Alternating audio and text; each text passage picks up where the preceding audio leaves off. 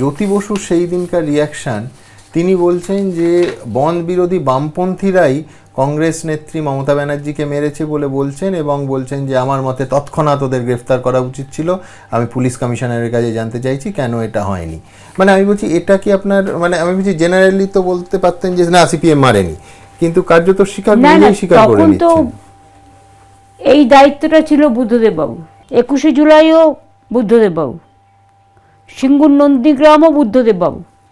আপনি বলছেন এটার মধ্যে ইন্টারনাল পলিটিক্স, কারণ আমি তো এত বছর পরে দেখছি, ইন্টারনাল কিনা জানি না, কিন্তু ওরা বেসিক্যালি আমার খুব বিরুদ্ধে ছিল। পরবর্তী সময়ে তো মানে সব জায়গাতেই তো বাধা দিয়েছে। সিঙ্গুর নন্দীগ্রামে মিটিং করতে গেছি, ইসলামপুর বাই ইলেকশন, আমাকে ওখান থেকে তাড়া করেছে। যে রাস্তায় আসছি পুলিশ ব্যারিকেড করছে। তো মালদা এলাম, মালদাও ব্যারিকেড করছে। আমি মালদা দিয়ে বীরভূম হয়ে আসছি, সেখানেও ব্যারিকেড করছে। বীরভূম হয়ে বর্ধমান ঢুকলাম, ব্যারিকেড করছে। দিয়ে আমি ডানকুনির সামনে এলাম, ব্যাস আমার গাড়ি পুরো ঘিরে নিল, নিয়ে চলে গেল, অ্যারেস্ট করলো।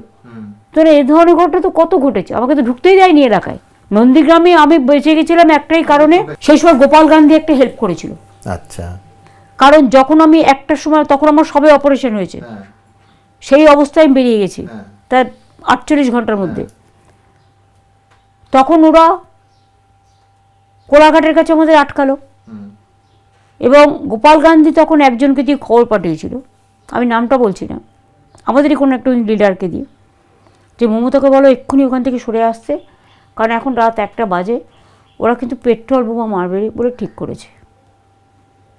তখন আমি যখন কোলাঘাটে ঢুকবো বলে ঠিক করেছি, কোলাঘাটে আমাদের 2টো রুম বুক করা ছিল ওই পাওয়ারের গেস্ট হাউসটা, তখন দেখছি পুরো দোতলা বাস আটকে রেখে দিয়েছি যাতে আমরা ভেতরে ঢুকতে না পারি।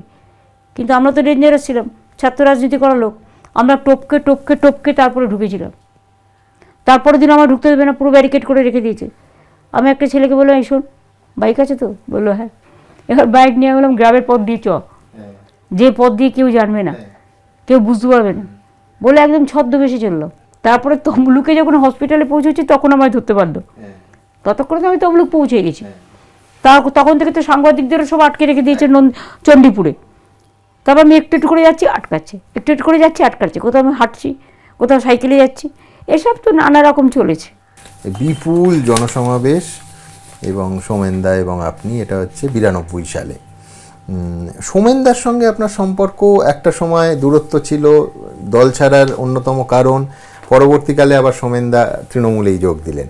তো কিভাবে এই ইকুয়েশনটা এইরকম, মানে এখন উনি মারা গেছেন, আমি আর নতুন করে বলতে চাই না, বাট ওরা একটু আমার অ্যান্টি ছিল প্রথম থেকেই, কারণ প্রিয়দা সুব্রতদার গ্রুপটা আলাদা ছিল, সোমেনদাদের গ্রুপটা আলাদা ছিল, এবং 2001 সালে তো আমরা হেরেছি ওদের জন্যই। 2001-এই তো ক্ষমতায় আসার কথা।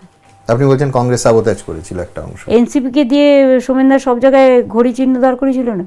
কিন্তু তারপরে যখন সেই সোমেনদাকে আপনি দলে নিলেন, না উনি যখন আসতে চেয়েছেন, কথা বলতে চেয়েছেন, আমরা তখন সম্মান দিয়েছি। কাউকে অসম্মানিত করা তো আমার কাজ নয়, সম্মান দেওয়া আমাদের কাজ। অভিমান তো থাকে, কিন্তু অভিমানের মধ্য দিয়েও মানবিকতা কাজ করে। এবিপি আনন্দ, এগিয়ে থাকে, এগিয়ে রাখে।